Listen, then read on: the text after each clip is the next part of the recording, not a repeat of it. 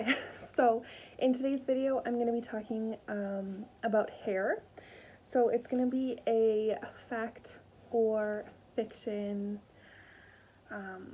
but this time it's going to be hair instead of skin. And the first one, and one of the most popular ones ever, is that coconut oil is really good for your hair and that it benefits your hair, etc. So that is 100% fiction. That is not a fact. That is not true. Coconut oil literally does almost nothing to your hair. The only thing it does to your hair is it makes it look greasy, but there's no benefits to it.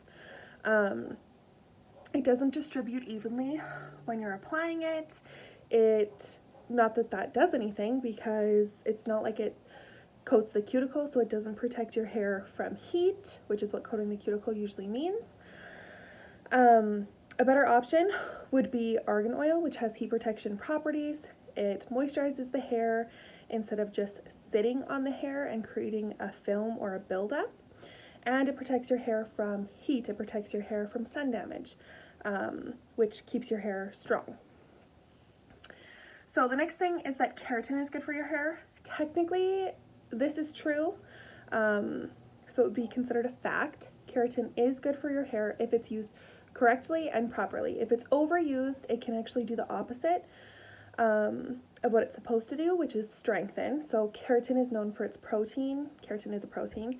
It's known for strengthening your hair. Your hair, skin, nails, they're all made up of keratinocytes, which are just keratin cells. So basically, if you use too much keratin, you will end up breaking your hair off because it will have this protein buildup. If you're using professional keratin and you're using it how it's professionally recommended, you'll be good to go. Everyone's different, so someone with lightened hair that had it lightened with bleach, it is going to be very beneficial to get professional keratin and use it at the professional recommended times and amount of times, whereas someone with naturally dark hair that hasn't lightened their hair ever, they take really good care of it. A keratin treatment maybe once, twice a year would be good. You don't want to overdo it.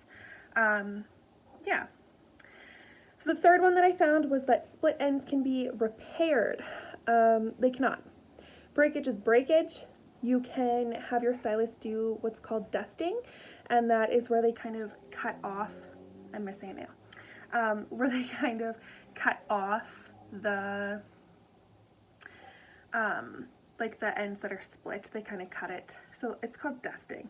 They'll go like this and cut what's sticking up, and it creates the appearance of having less split ends, but if your ends are split, you really just need a trim. Yeah. The only way to get rid of split ends is by cutting it off. That's just the way it is. And number 4, stress causes gray hair. So if you remain unbothered, you're less likely to get gray. False. So gray hair is just that hair follicle stopped producing melanin, which is pigment. That's how you get your pigment. That's how you tan. It's melanin, or melanocytes, which are melanin cells. So gray hair just means that that hair follicle has stopped producing melanin. That has nothing to do with outside circumstances such as stress or lifestyle.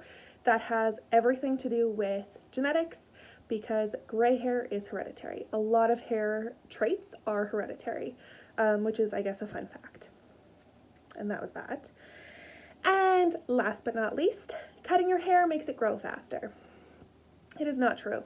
Cutting your hair every 4 to 6 weeks is great for your hair. It makes your hair look great. It prevents having those really rough split ends, but it does not make your hair grow faster. Your hair grows from the root. It doesn't grow down here. So when your hair is growing, to imagine this easily, when you get your hair colored, or everyone's seen someone that has colored hair, they get roots. They call them roots. It's called regrowth. and it's because your hair grows straight from the follicle. It doesn't grow from the end of the follicle down here. It's like waxing, for instance. You wax, the hair grows back, technically thinner and finer over time, but it grows back. If your hair grew from the ends, when you waxed it, it would never grow back. We would have no need for laser hair removal. Or to pre-book your next waxing appointment, because it would just be a permanent thing. It isn't, which is why people go in every 4 to 6 weeks to get their regrowth touched, or their get a retouch, it's called, get their roots done, some people say. So yeah, getting haircuts every 4 to 6 weeks can definitely help your hair look and feel better, but it does not cause your hair to grow. So those are my hair fact or fiction questions for this month. If you have any ideas for future videos, let me know, and I hope you have a great day.